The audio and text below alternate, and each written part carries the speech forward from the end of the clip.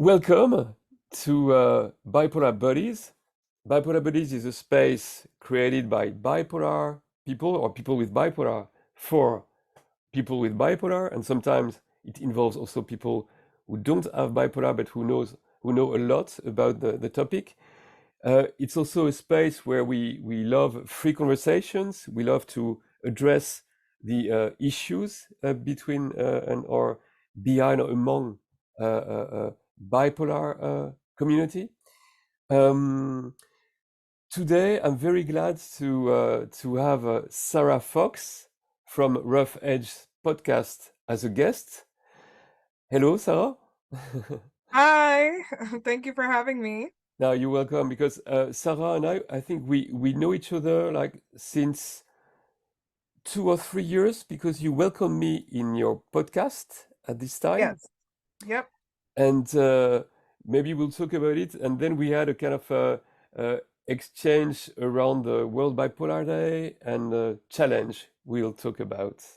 Okay. Um, what's we would like to address today is first hear about your journey, Sarah, and also understand how you started your podcast, and then talk. And I think it's a very interesting topic about faith related to bipolar and maybe to mental health in general. And after this, we'll also talk about all the learned since your bipolar advocacy, because you start to have a huge experience around it, and yeah, I will be very happy to discuss it with you.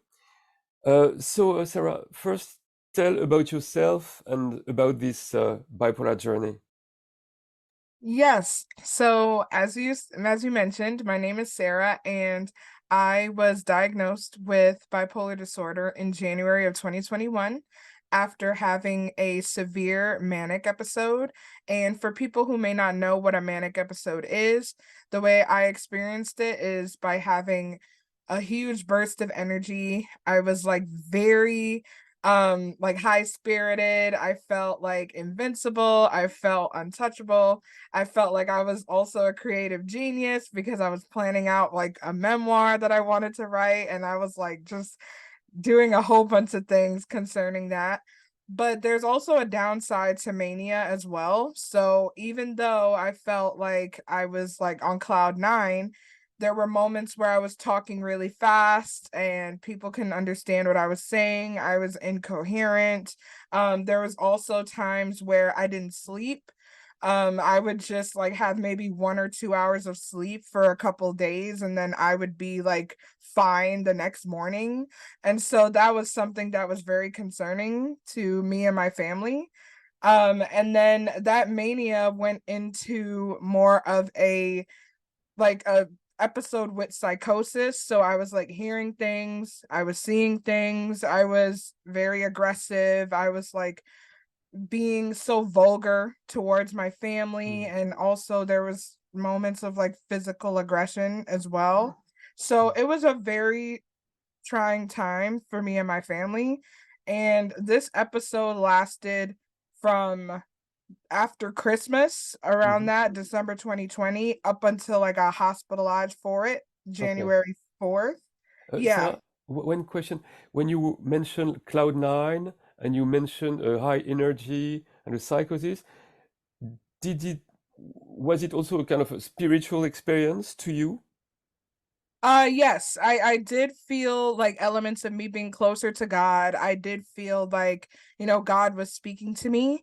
Mhm. I think that's kind of where like the auditory, like the hallucinations kind of grew, because it turned from God was speaking to me into, okay, there were a lot of negative voices, a lot of negative things that I was hearing and seeing. So, yeah, but there was an element of that as well.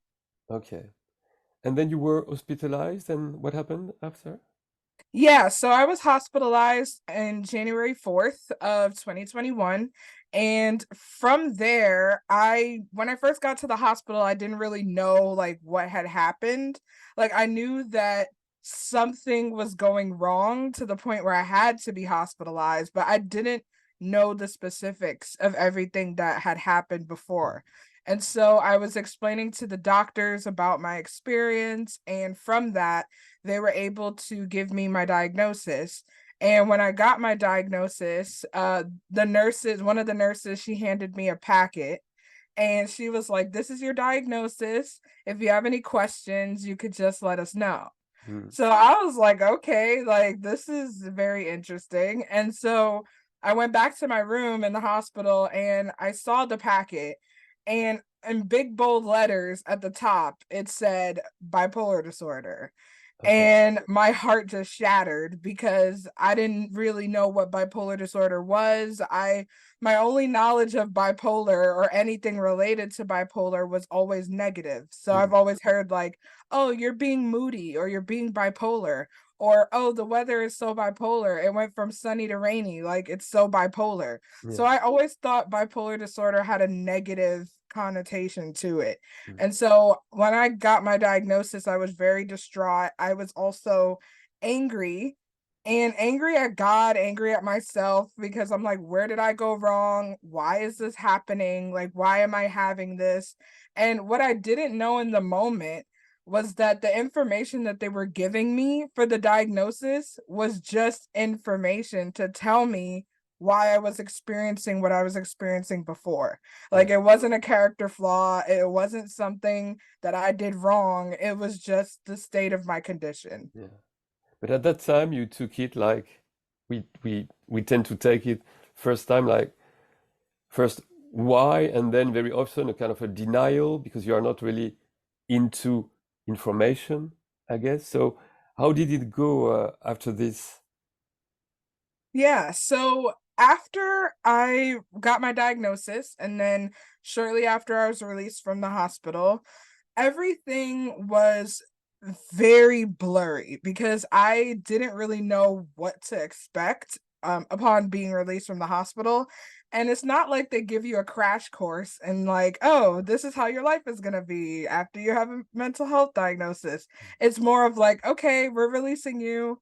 Here's your medicine. Good luck." Like it's Yeah. not really something that they prepare you for. So if it wasn't for the help of my support system, and that's something that I do wanna highlight, like Yeah. my mother, my sister, friends, after I told them, like, everybody was very hands-on in terms of my treatment. They made sure, like, I took my medicine, they made sure I was going to bed at a regular time, and it's like they were there to help me navigate this, and if it wasn't for my support system, I don't think I would have been able to navigate Mm. this in the right way, because there were also times where I thought that, "Oh, this process is taking too long," and Mm. even with finding a good psychiatrist, that took a while.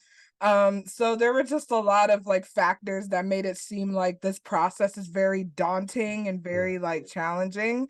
But in the end, I'm happy to say that through my support system, through sticking with the process, it was able to yield better results.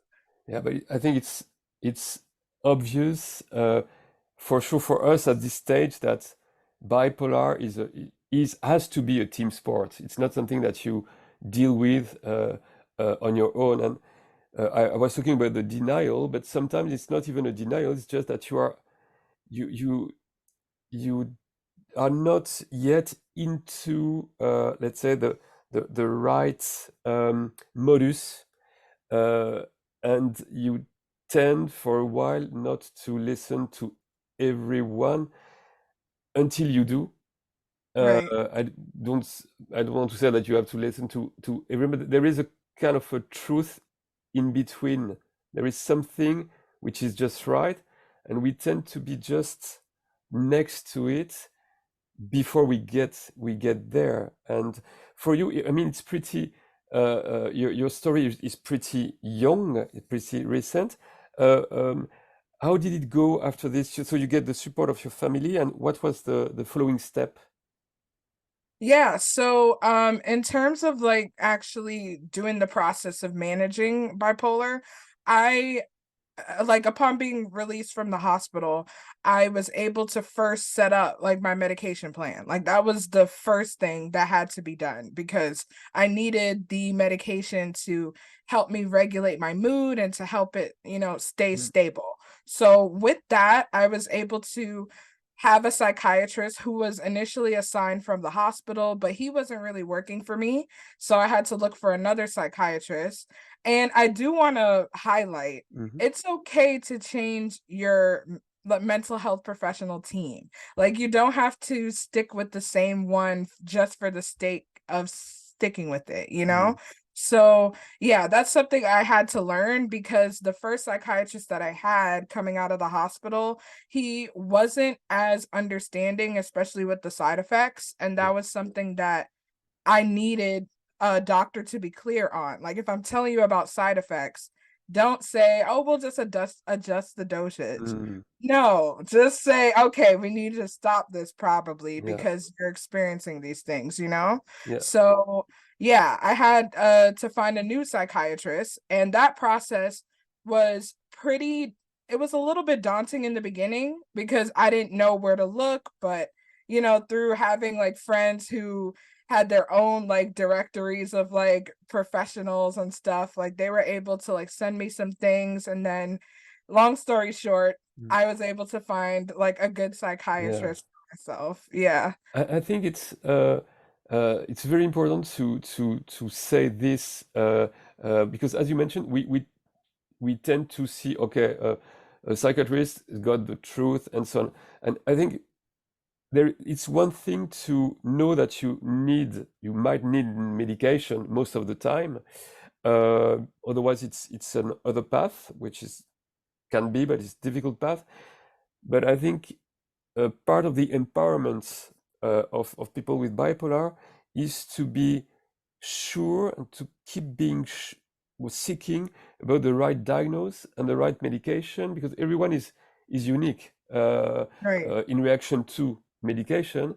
So that's a very, very crucial point that you just push it until you think, okay, that's the right diagnosis, that's the right medication, not too many side effects, and then it's hard enough to live Yeah. even with everything uh, on med level good enough. So no, I totally agree with you.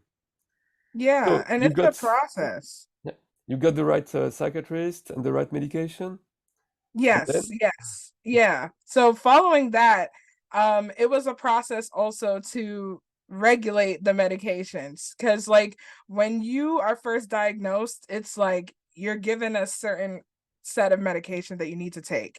But there are times where your body is growing and you're learning how to manage and you need adjustments. And so that period also took a little bit of time because my psychiatrist and we were working together to find the right balance in terms of okay, maybe you need to take more of this medication. Maybe you need to take less of this one to balance that out. So it was like figuring out the right amount or the right treatment for you, you yes, know?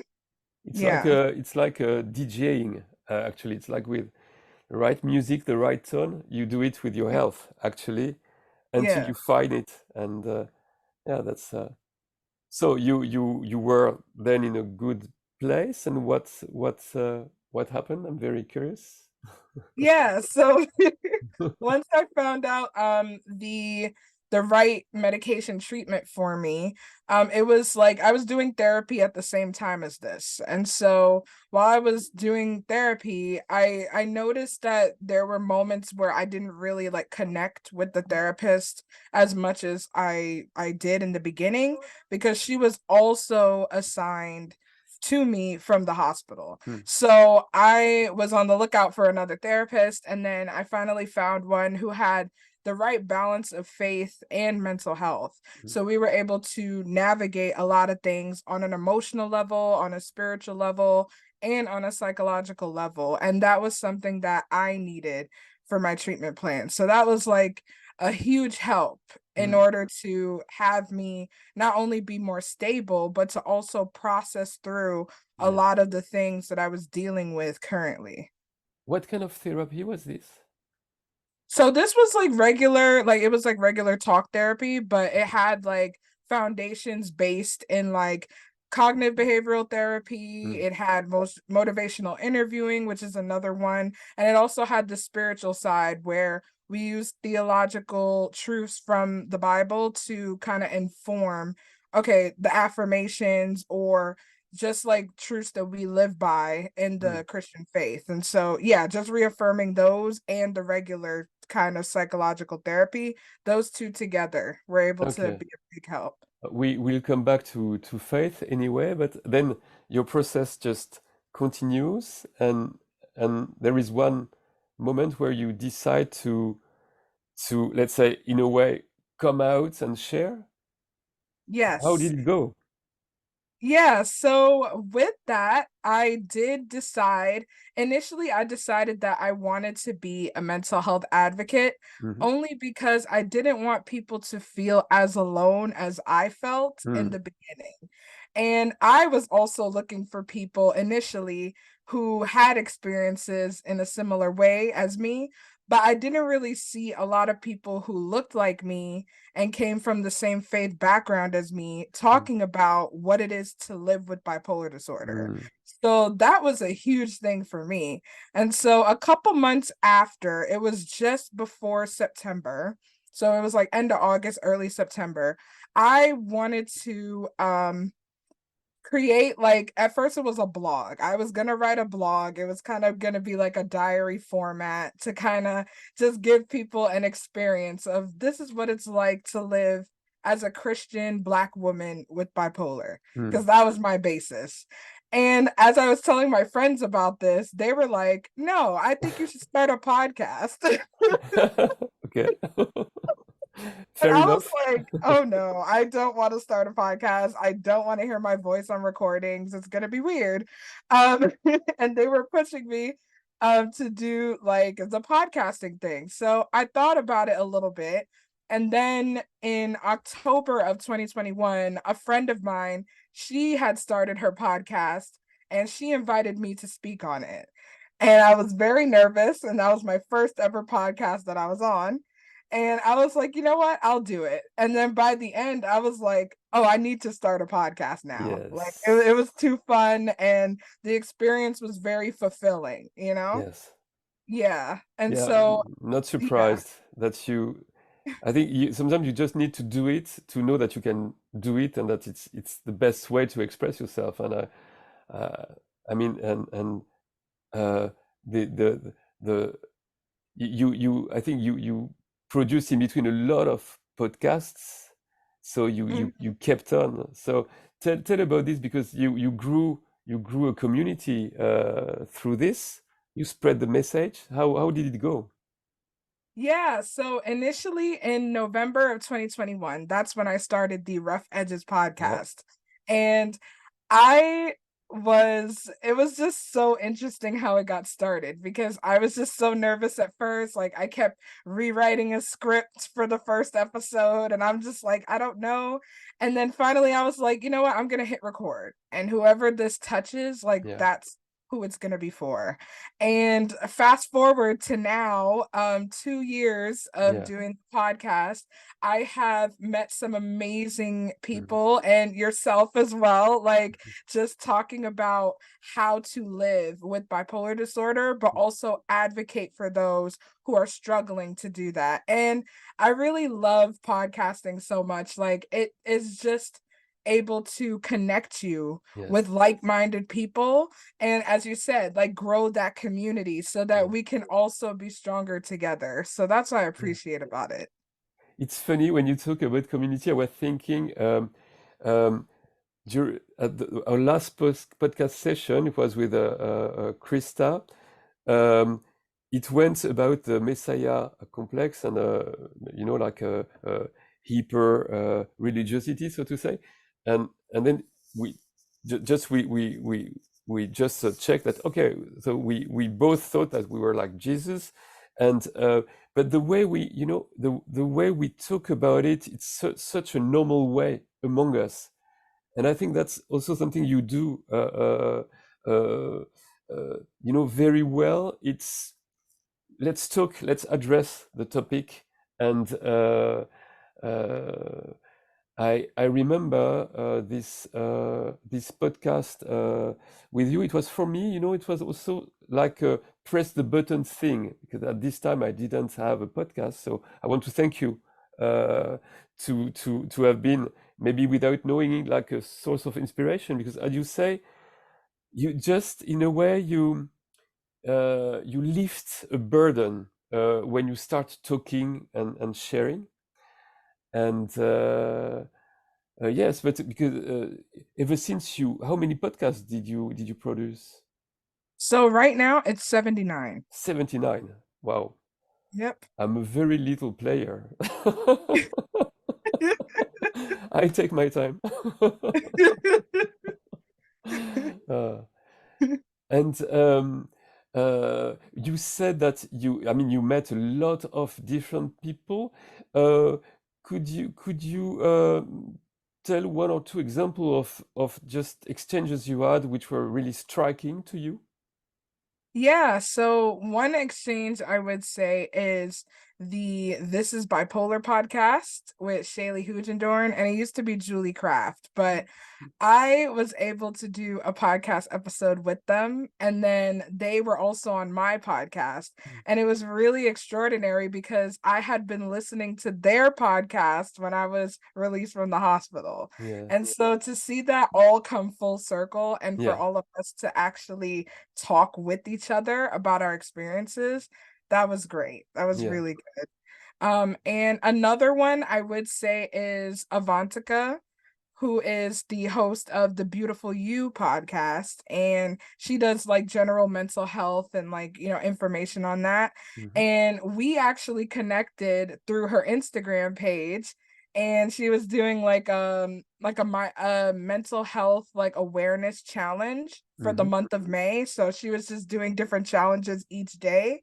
And that was incredible. And so I reached out to her, and ever since then, like we connected, and she was on my podcast, I was on her podcast, and it was just fostering a very good Yeah. relationship. Yeah, it's amazing the way it goes, because I think it's liberating for you to be the host. It's liberating to be the guest, and it's something different. It's just another perspective. You were talking about challenges. It's funny because um, we had this contact, and I must say I was very touched. Just for the people who listen, I was a little bit fed up with the way uh, people tend, well, it was like 3 years ago, to be very uh, negative, or like afraid, or too much into control it. And I'm someone I think that you should face the music in a way that you should even embrace the very difficult parts of your life. And as a reaction to this, I wrote a love letter to my bipolar, and I sent it it was a support club at this time, and they just took it over, and we decided to organize this love letter challenge thing. Yep. And I think you made the most how would you say, I don't know the word in English, crystallized uh, yeah, a version of loving your bipolar. Could you say something about it? Yes, absolutely, and I was hoping this topic would come up, but I really loved your idea about doing a love letter to our bipolar disorder, and it is I would say that process is something that really changed my entire perspective on bipolar disorder, because I used to view it as something that, "Oh, this is a chip on my shoulder, this is, like, the end for, like, who I am as a person." But doing that love letter caused me to sit down and actually go through and say, what are the elements of this that have taught me valuable life lessons? And so while I was writing it, I cried. I was just like, being in touch with like things that I've learned. And I really enjoyed that experience of writing that love letter. And as I was writing it, I was seeing the things that I've learned, and it's just like some of the things that I've learned is that your diagnosis does not define you. It doesn't define your future. Like that was something that I didn't know in the beginning. And I thank God I knew that. I know that now. And another thing is that, having this bipolar diagnosis is just information Mhm. about your condition. It's not, oh, this is who you are for the rest of your life Yeah, and this you're is cursed. gonna, Hmm. yeah. Right, right. But yeah, it's something that's just information and something that I can manage and it's treatable. I mean, they don't have a cure for it yet, unfortunately, but it's treatable, it's manageable, and you can deal with it. Yeah, and I think it's also the idea that it's there are also not no good or bad uh, events. There are events of life, and it's Mhm. more about how do you deal with it and how do you make a strength from it. And I think when you choose from mental health advocacy as you did, actually you everything came together because you've got a purpose you wouldn't have if you didn't have bipolar. You would have had some other purpose, of course, but I think it's a good way for anyone to approach bipolar, or any crisis. Try to make the best out of it because sometimes it's yeah, it's a kind of a gift, but you need to unpack it, so to say. Yeah, yeah, I agree for sure. And you mentioned let's say the faith. Can we talk about it? Because in a way, I think this love letter thing has also to do with faith, but I would like very much to hear you about your own faith related bipolar. Yes. So this is a topic that I really love like talking about because a lot of the times when we talk about psychology, we kind of minimize the spiritual or the faith-based aspects of it. And for me, my faith has been the anchor in my entire mental health journey. And I say that because before I got diagnosed, I grew up in a Christian home. Like I became a Christian at a very young age. And so all of my life was basically like, Christianity and that faith. But I would say that getting my bipolar diagnosis kind of shifted my theology a little bit because I went from seeing God as okay, as long as I'm good, as long as, I do Mm, everything right, then mm, he'll be okay and he'll be proud of me.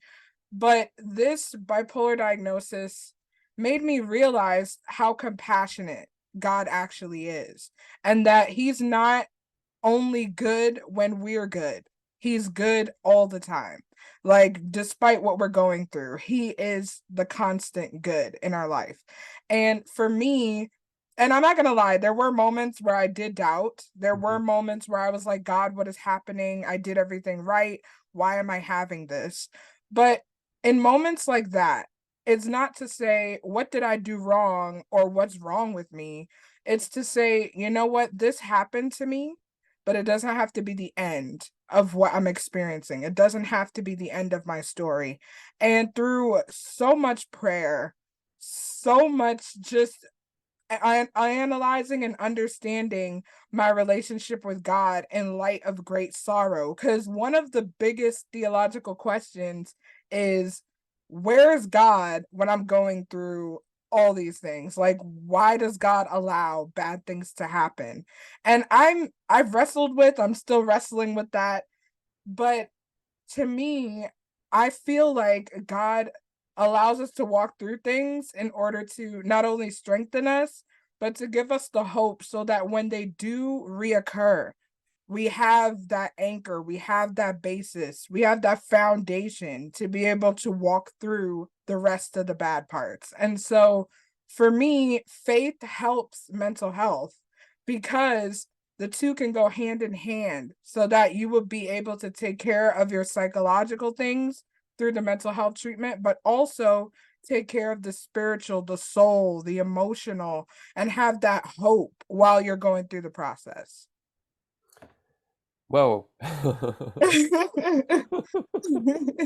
You seem, I mean, the definition of faith, it has to do with being convinced, and I think you seem to be pretty convinced. I can tell. Oh yeah. One question, because it's faith is a very interesting topic, also because when you are in crisis, when you are, and especially in mania and psychosis, yeah, you feel so close to God, or you feel, I mean, there is in your perception something so strong. Um, do you agree that it's the very big challenge in bipolar is to get from this place to something, as you just mentioned, which puts faith more like the anchor when you have to go through many battles to get better? How do you see Mhm. it? Did you have to face this also? That's kind of I felt so, so great.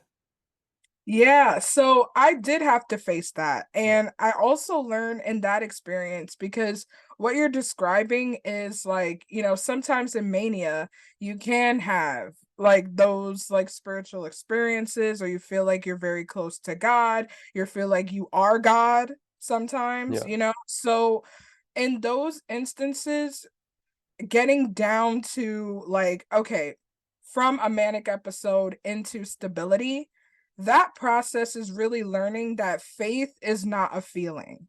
And faith is outside of your feelings, mm, because there are times when I feel really close to God. There are other times where I'm like, God, where are you? Like, I don't feel that at all.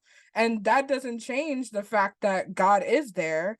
It's just that my feelings changed. So I had to learn, okay, how much of this is a feeling, like an emotional state, versus me actually being connected with God, reading the word, praying, going to church, being in that community. Like, so you have to balance like the feelings of it versus the actual faith journey. yeah.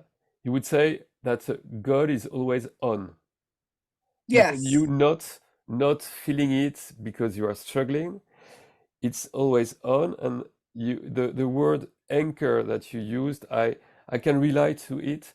Um, uh, and the interesting thing is that you were born in a Christian family in America. Uh, I was raised in a Catholic family in France.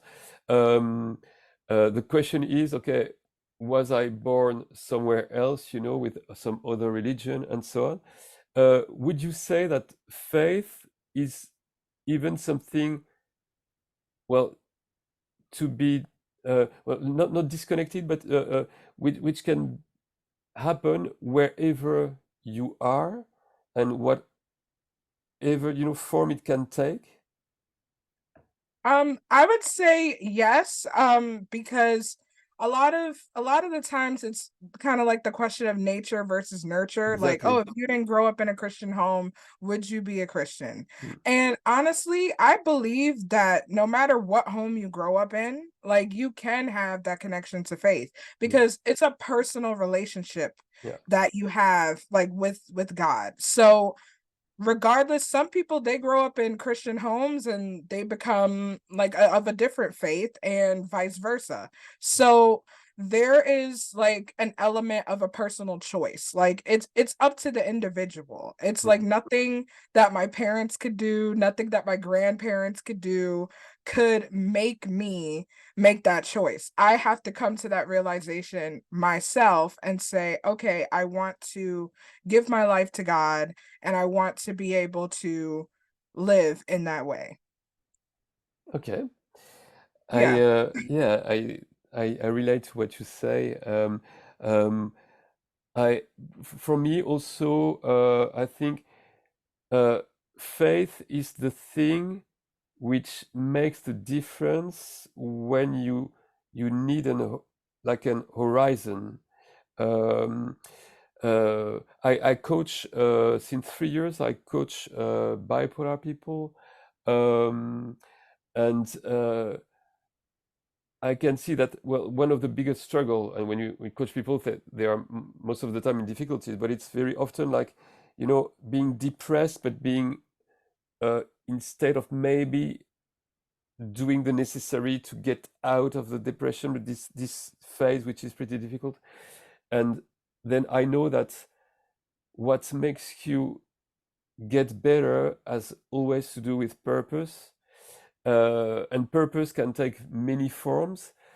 Um, but when you've got faith, and I was thinking about it before our podcast, is okay, some people, they want faith, some people, they need faith, and some people, they just feel it, and it's not to be argued. uh, I had this discussion yesterday with a doctor who is atheist and so on, and I said, you actually, you could say whatever you want from a rational point of view. uh, I've got this faith in me. I don't need to put a label on it. But it's, it's yeah, it's just there, and it's very strong. um, but at the same time, and I think it's one of the keys to understand this approach of bipolar. um, I think if you believe that God is everywhere, then you also accept God in the science, in the facts, in the cause, in the consequences. You are able to rationalize about life, and I think if you've got both these dimensions, then you've got a very, very, yeah, a balanced life. Yeah, I agree. Like it's not one without the other. That's Exactly. why I say it's like faith and psychology go hand in hand. Like I can't have my faith and ignore the psychological aspect of bipolar disorder. Otherwise, I would be, God forbid, back in the hospital if I Mm. don't take my medicine, if I don't meet with my psychiatrist, therapist, go to sleep on time, eat right. Like if I don't do those scientific aspects of everything, Yeah. it's not going to work. And same thing, if I remove my faith from it, at least for me, the despair kind of creeps in a little bit. Like you were saying, the purpose is kind of lost. It gets Mm. muddled because you're worried about, oh, am I staying on track? Am I doing this right? Am I doing this right? Like, so they go hand in hand. Like you can't have one without the other. And like you said, you get a more balanced Yeah. approach to it. And did you have to face some, yeah, resistance? Because I also listen to various uh, podcasts, or or I read some articles. Sometimes from a religious place, um, you hear something which is like, being double-hearted or double-minded. It's like, in a way, you might have been punished, or you might be like, uh,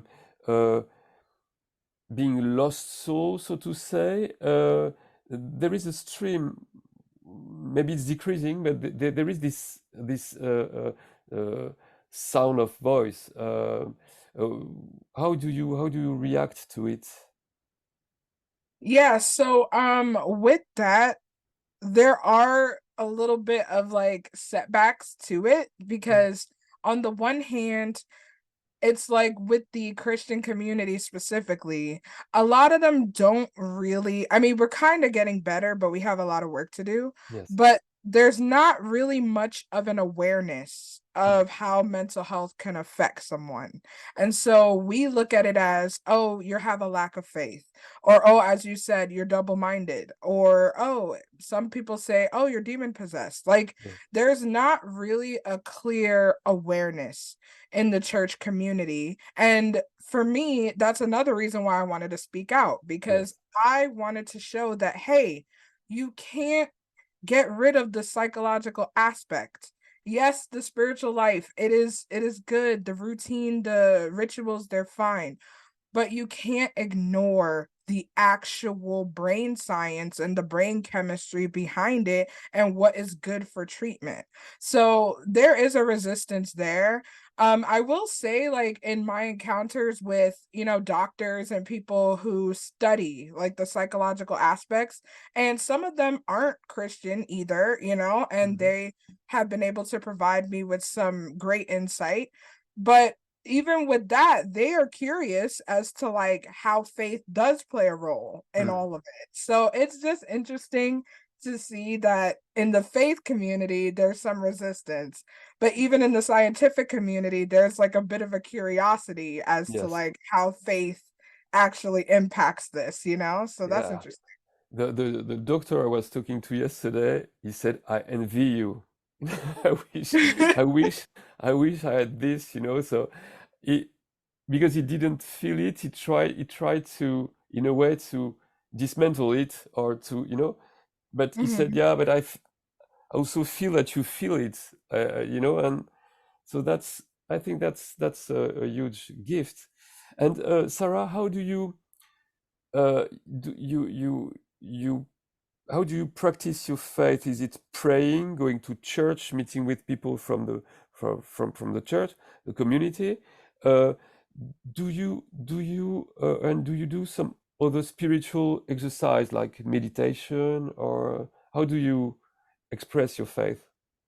Yes, that's a great question. So, aside from all of the other things like praying, like, reading the Bible and, going to church, I also try to maximize my individual quiet time with Mm, God. And that looks like, sometimes it's meditation, or sometimes it's me just playing a quiet worship song and sitting in silence and just having a time to just really connect with God. I also journal a lot, mm, and I feel like that has been one of the core things to help me process not only my emotions, but also process my relationship with God. Because the thing about it is, it's a very personal relationship.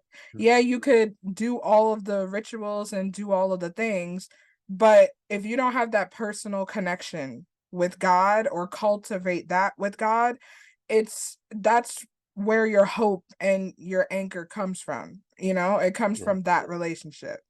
yeah, I totally agree. I for me, I tend to sometimes, to skip, not ritual, but also, let's say that when there are too many people involved, in the scenery, Mhm, um, I like very much to be in touch with, let's say, Mother Nature. So because then, there is no intermediation, and doesn't mean that I'm not sensitive to, let's say, holy places and wherever they could be when there is faith expressed. Um, but I also like sometimes to have this personal relation, this dimension, um, just with nature. mhm. Is nature something you you like to be in, to address? Well, for me, it's I don't do it as often, because I'm in the city, so Yeah, everything is just like if you do find nature, it's like, yeah. "Ooh, wow," Green sky. Yeah, there's grass. Oh my God. Still. And it's not that the nature takes it over in New York, I guess, but yeah. Yeah.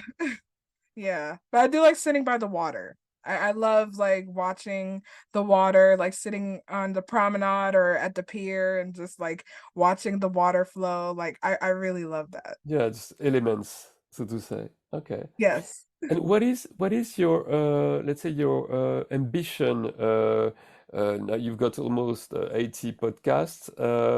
Where do you want to go? Do you have like a goal, or what Yeah. is your purpose in this? Yeah, that's a great question that I do need to start thinking about a little bit more, but I want to go on for as many if I can as like 12 seasons. So I'm trying to like, go up to that point. But realistically, I feel like as long as like I have a passion or people have a need or God is allowing like me to produce these, like as long as it happens, like I'm going to keep going because people need things like this and like even conversations like this, people need to hear that, you Yeah. know? Okay, so there is not a destination, there is a journey. Yes. And you mentioned 12 episodes because 12 is like a strong number. Yeah, I mean, I was just thinking in terms of like different topics that I wanted to cover. But yeah, yeah. And yeah, and I wish that you will even be able to generate topics. Uh, as you said, when you have a podcast, yeah, you might also be a guest and so on. So, but no, but I think you will reach easily your 12 episodes. Yeah, 12 seasons. I'm in 12 season seasons, sorry, 5 it's 12 right seasons. now. 12 seasons. Yeah. Oh, sorry. Yeah, Yep. yeah. No, you're good. And Sarah, you wanted to talk about, let's say, the lesson learned in generally speaking. Did you have something specific in mind? Yes, I did. The first one I kind of talked about was like my diagnosis doesn't define me, and that's Hmm. something that I am also learning to live with. Because a lot of the times when we get diagnosed with mental health conditions, we think that this is the end all be all and that we can't achieve past that, you know?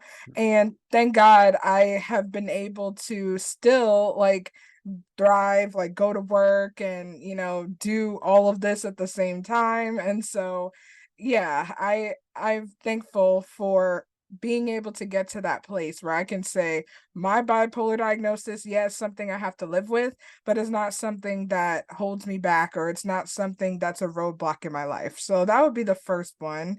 Okay. And the next lesson that I learned is that community Mm. is essential for mental health treatment.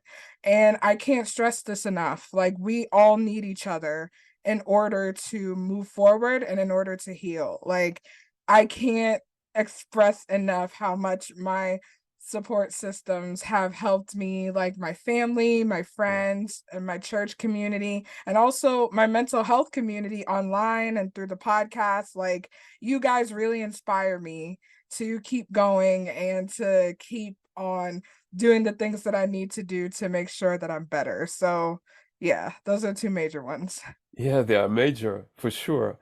And what you also, I think you said at the same time, it's you don't always have like parents or partner or family and so on. With the word community, what you say as well that you could always create your support system, and I think that's one of the aims of what we do is to just make it accessible to be able to listen to someone, to express yourself, and so on, and to feel supported. And I would, for me, if I could add something that I learned the last years, is that we should try to normalize completely this bipolar experience, and I'm just seeing that it's more and more the case.